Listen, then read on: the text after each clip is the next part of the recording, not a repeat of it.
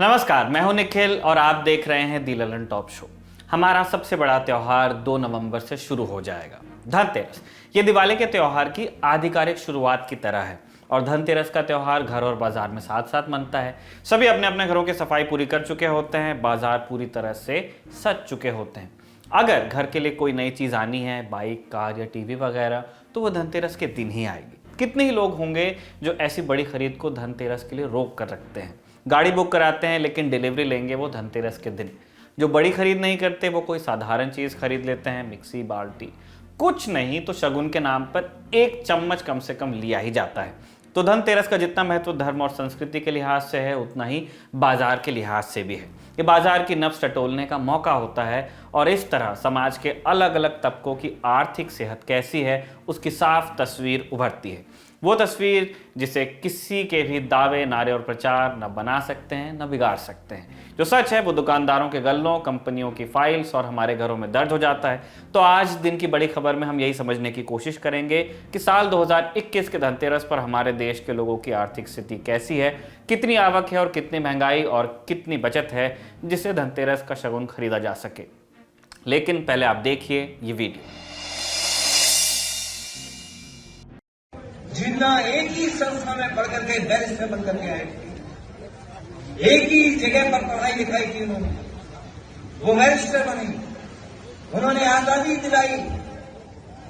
उन्हें किसी भी तरीके से अगर किसी का भी संघर्ष करना पड़ा होगा तो ये वीडियो भारतीय जनता पार्टी की उत्तर प्रदेश इकाई के ट्विटर हैंडल से शेयर हुआ है। साथ में लिखा है, अखिलेश यादव मानते हैं कि जिन्ना ने देश को आजादी दिलाई, जबकि सच ये है कि जिन्ना ने देश तोड़कर पाकिस्तान बनाया। क्या अखिलेश देश के टुकड़े करने वालों के साथ हैं? सरदार पटेल की जयंती पर जिन्ना से प्रेम क्यों, पूछ रहा है उत्तर प्रदेश। माफी मांगे अखिलेश। का राइम भी है इसमें। 31 अक्टूबर को सरदार वल्लभ भाई पटेल का जन्मदिन होता है। समाजवादी पार्टी के अध्यक्ष और उत्तर प्रदेश के पूर्व मुख्यमंत्री अखिलेश यादव इसी मौके पर हरदोई में बोल रहे थे। एक कार्यक्रम था पटेल पर ही और उसी बयान को क्लिप करके भाजपा ने ट्वीट किया था। जैसा कि होता ही है, इस 18 सेकंड से पहले और बाद में काफी कुछ था, आप खुद सुन सकते हैं। सरदार पटेल जी को हम याद कर रहे हैं। मुझे खुशी है कि डॉक्टर एसपी सिंह जी ने बहुत कुछ बताया सरदार पटेल जी के बारे में। सरदार पटेल जी जहां जमीन पहचानते थे, जमीन को पकड़ करके फैसले लेते थे, वो जमीन को समझ लेते थे तभी फैसला लेते थे। इसीलिए आयरन मैन के नाम से भी जाने जाते हैं, लौह पुरुष के नाम से भी जाने जाते हैं। सरदार पटेल जी राष्ट्रपिता महात्मा गांधी, जवाहरलाल नेहरू, जिन्ना एक ही संस्था में पढ़ करके बैरिस्टर बन करके आए थे। एक ही जगह पर पढ़ाई लिखाई की उन्होंने, वो बैरिस्टर बने, उन्होंने आजादी दिलाई। उन्हें किसी भी तरीके से अगर किसी का भी संघर्ष करना पड़ा होगा तो वो पीछे नहीं हटे। अखिलेश से इस बयान में एक गलती हुई थी, वो ये कि सरदार पटेल, गांधी जी, जवाहरलाल नेहरू और मोहम्मद अली जिन्ना एक ही जगह माने लंदन में बैरिस्टर हुए थे, लेकिन एक ही संस्थान में पढ़े नहीं थे। गांधी जी और नेहरू का संबंध था इनर टेम्पल से, पटेल का संबंध था मिडिल टेम्पल से और मोहम्मद अली जिन्ना का संबंध था लिंकन्स इन से। इंग्लैंड में अगर आप बैरिस्टर होना चाहें तो आपको इनमें से किसी एक संस्थान से जुड़ना ही पड़ता है। 4 संस्थान हैं, ग्रेज इन, लिंकन्स इन, इनर टेम्पल और मिडिल टेम्पल। ये सारे संस्थान सदियों पुराने हैं और बहुत प्रतिष्ठित हैं। सबके नाम के साथ लगा हुआ है द ऑनरेबल सोसाइटी, तो the honourable society of inner temple वगैरह वगैरह, इन सब के नाम के साथ ऐसे ही चलता है। और इन चारों को मिलाकर कहा जाता है द इंस ऑफ कोर्ट। तो अखिलेश ने जगह सही बताई लेकिन संस्थान गड़बड़ कर दिए, वो भी अगर आप इंस ऑफ कोर्ट के अंदर वाले अंतर पर जाते हैं तो। लेकिन अखिलेश की जो गलती राजनीतिक पार्टियों ने पकड़ने का दावा किया वो आपने खुद देखा और सुना, और इस गलती को पकड़कर सबने ला दिया भूचाल। पूर्व सीएम की बात पर यूपी के हालिया सीएम की बात को भी आपको सुनना चाहिए। ये तालिबानी मानसिकता है जो हमेशा तोड़ने में विश्वास करता है। पहले सामाजिक तालिबानों को जाति के नाम पर और तमाम अन्य वादों के आधार पर तोड़ने की प्रवृत्ति, और जब अपने मंसूबों पर सफल नहीं हो रहे हैं तो महापुरुषों पर लांछन लगा करके पूरे के पूरे समाज को अपमानित करने का प्रयास हो रहा है। इस दुष्प्रवृत्ति को कतई स्वीकार नहीं किया जा सकता है और पूरे समाज को और पूरे प्रदेश को इसकी निंदा करनी चाहिए। समाजवादी पार्टी के राष्ट्रीय अध्यक्ष को अपने इस कृत्य के लिए प्रदेश की जनता से माफी मांगनी चाहिए, देश की जनता से माफी मांगनी चाहिए कि भारत की अखंडता के शिल्पी सरदार वल्लभ भाई पटेल का यह अपमान देश कभी स्वीकार नहीं कर सकता। उनका यह वक्तव्य इसलिए आया है क्योंकि विभाजन की उनकी प्रवृत्ति हमेशा रही है।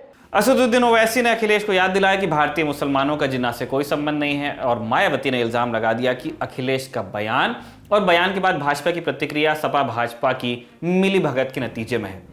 खैर, अगर तर्क पर चलते तो नेता नेता कैसे कहलाते, ये वाकया लेकिन ये जरूर बताता है कि हमारे देश में पार्टियों और नेताओं के पास काम की बातों के लिए कितना समय है और जिन बातों पर वो समय लगा रहे हैं वो कितने काम की हैं। यह हो गया ज्ञान। अब चलते हैं दिन की सुर्खियों की तरफ।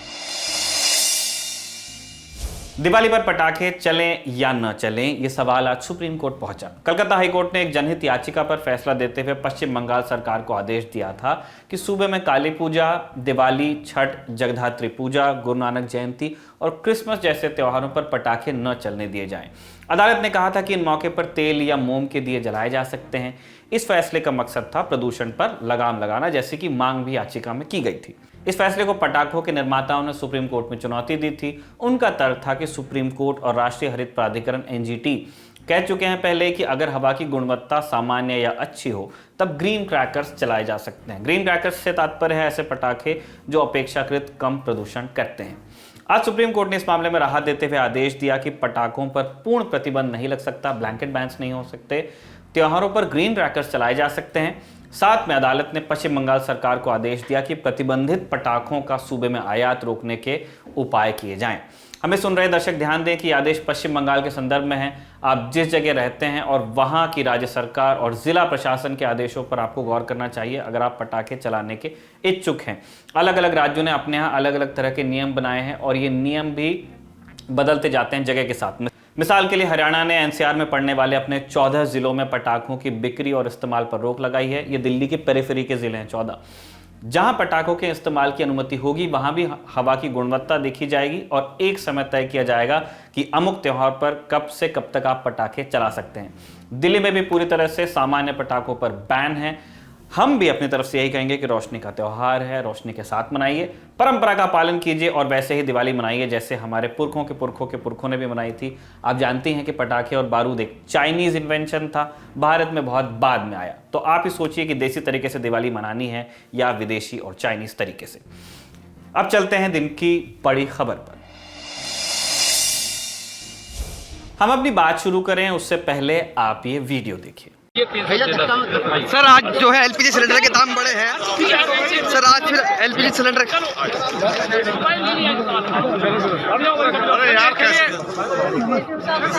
सर आज एलपीजी सिलेंडर के दाम बढ़े हैं। एक पत्रकार यूपी के डिप्टी सीएम केशव प्रसाद मौर्य से सवाल पूछने की कोशिश कर रहा है, लेकिन मौर्य जी हाथ के इशारे से रिपोर्टर को हटने का संकेत कर देते हैं। मंत्री जी भी इस सवाल से बोर हो ही गए होंगे अब तक। महंगाई रोज ही तो बढ़ती जा रही है, इसमें आखिर ऐसा क्या नया है कि आज सवाल पूछा जाए।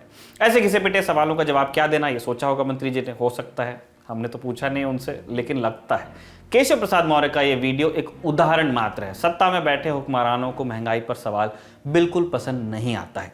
केंद्र के मंत्री हो या किसी राज्य के, वो नहीं चाहते कि कोई महंगाई पर उनसे बात कर ले। मंत्री जी के पास तो इस सवाल को इग्नोर करने का विकल्प है। देश के उन करोड़ों आम लोगों के पास क्या विकल्प है जिन्हें रोज चूल्हा जलाना है, रोज परिवार का पेट भरना है। आमदनी नहीं बढ़ती है और खर्च हर दिन बढ़ता जाता है। जिंदगी की जद्दोजहद ऐसे आम लोगों के लिए हर दिन बढ़ती जा रही है। उनके लिए क्या मायने रह गए हैं दिवाली जैसे त्योहार के।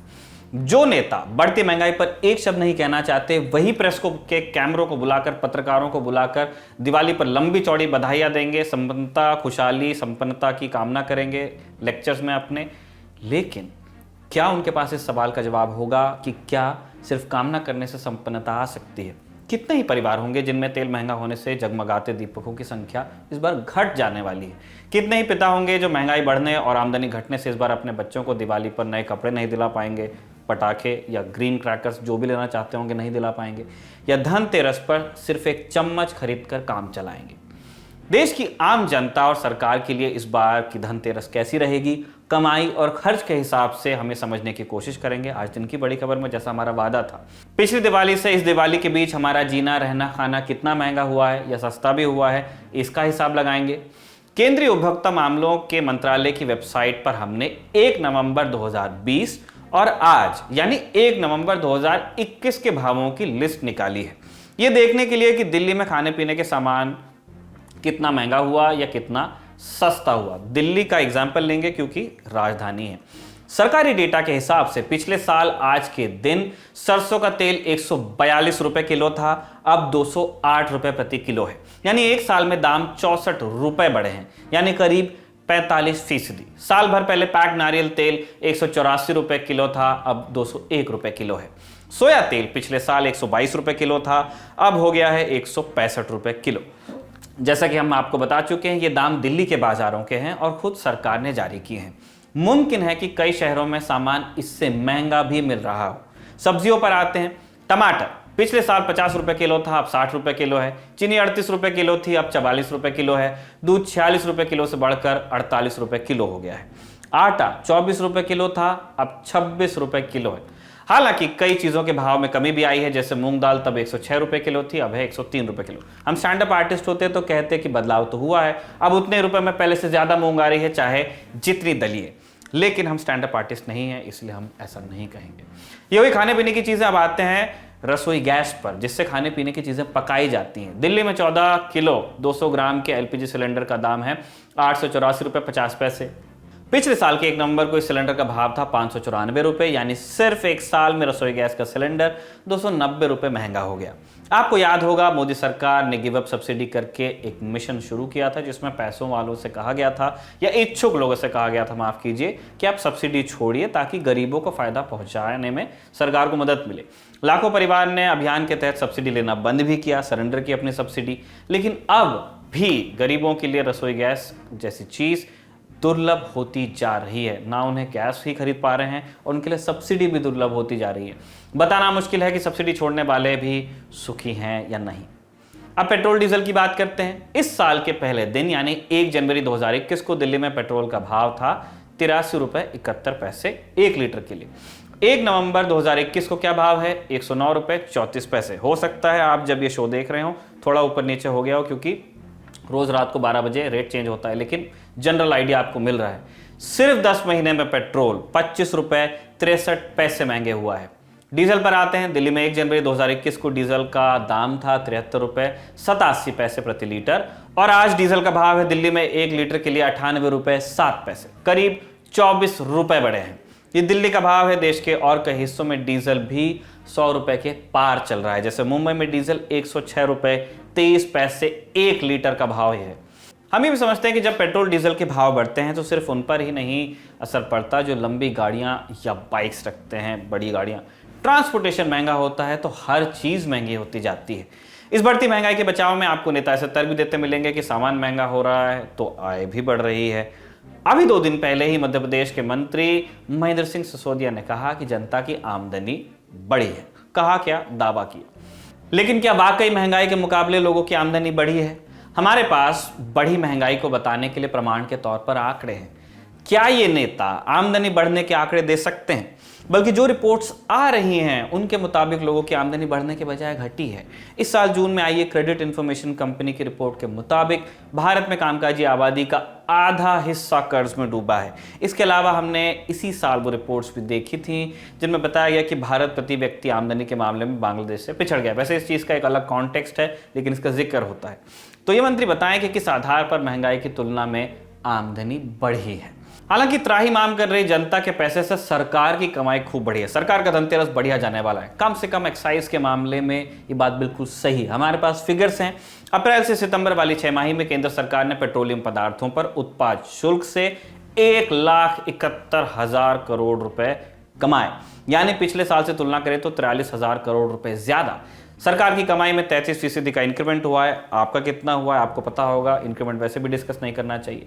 2019 के मुकाबले ये कमाई 79% ज्यादा है। 2020-21 में पेट्रोलियम उत्पादों पर सरकार को कुल 3,89,000 करोड़ की कमाई हुई थी। इस वित्त वर्ष में शुरू के 6 महीने के रुझान बता रहे हैं कि यह कमाई अब बढ़ने वाली है। अब सरकार जनता पर टैक्स से खूब कमाई कर रही है, लेकिन क्या बाकी क्षेत्रों में भी अर्थव्यवस्था बेहतर हो रही है? इसका जवाब है नहीं। जून क्वार्टर के बाद से खपत बढ़ रही है, सामान की अंतर्राज्यीय खरीदी और बिक्री बढ़ी है, रिटेल और ऑर्गेनाइज सेक्टर की सेल भी बढ़ी है, लेकिन चीजें अभी पूरी तरह से सुधर नहीं पाई हैं। अप्रैल से सितंबर के 6 महीने में 8 मुख्य उद्योगों की ग्रोथ रेट पिछले साल के मुकाबले 16.6% रही है। पिछले साल इन 6 महीनों में ग्रोथ रेट -14.5 थी। मतलब उद्योगों ने -14.5 से हम जिस स्थिति में पहुंचे वहां से 16.6% की वृद्धि दर्ज की है। मतलब ये कि फिलहाल हमने पिछले साल का जो गड्ढा हुआ था उसे पूरा ही है। मतलब अभी जमीन समतल हुई, हम आगे नहीं बढ़े हैं। आर्थिक तरक्की के नाम पर रौनक सिर्फ शेयर बाजार में दिखती है। शेयर बाजार 60,000 के पार पहुंच गया है। हालांकि शेयर बाजार के बारे में यह भी कहा जाता है कि वो देश की अर्थव्यवस्था का ठीक थर्मामीटर नहीं है। बताता है रीडिंग, लेकिन एक्यूरेट नहीं। सेंसेक्स के क्रैश करने की आशंका हमेशा बनी रहती है। क्योंकि ये तो हमारा ज्ञान हो गया। अब हम विद्वानों से समझते हैं कि क्यों महंगाई कंट्रोल नहीं हो पा रही है और अर्थव्यवस्था कितनी पटरी पर आई है, जिससे धनतेरस पे रौनक होगी या नहीं होगी। कुल मिलाकर कम से कम आंकड़े तो यही कह रहे हैं कि धनतेरस इस बार बहुत शुभ नहीं है पैसे के मामले में। बड़ी खबरें पर बस इतना ही। अब बारी है हमारे खास सेगमेंट कू की राय की। इस सेगमेंट में हम सोशल मीडिया पर लोगों से उनकी राय या किसी पोल के जरिए उनका रुझान जुटाने की कोशिश करते हैं। आज हमने कू को सवाल दिया, कू की जनता को, क्या पीएम मोदी को पेट्रोल डीजल पर टैक्स घटाकर दिवाली पर जनता को तोहफा देना चाहिए? हाँ कहने वालों का प्रतिशत रहा है 81% और 19% लोगों ने कहा है नहीं, चल जाएगा। आप भी कूपर हमारे पोल्स का हिस्सा बनना ही चाहते हैं तो कूपर दी ललन टॉप को फॉलो कर सकते हैं। पोल के नतीजे आपको दिखते रहेंगे दी ललन टॉप शो में। इसी तरह हम कूपर आपसे अलग अलग मुद्दों पर आपकी राय भी लेते रहेंगे। अपनी राय आप हमें कमेंट बॉक्स या #LTShowOnCoo के साथ आप कू करके भी बता सकते हैं। हम उसे भी दी ललन टॉप शो में शामिल करने की कोशिश करेंगे। देखते रहिए दी ललन टॉप।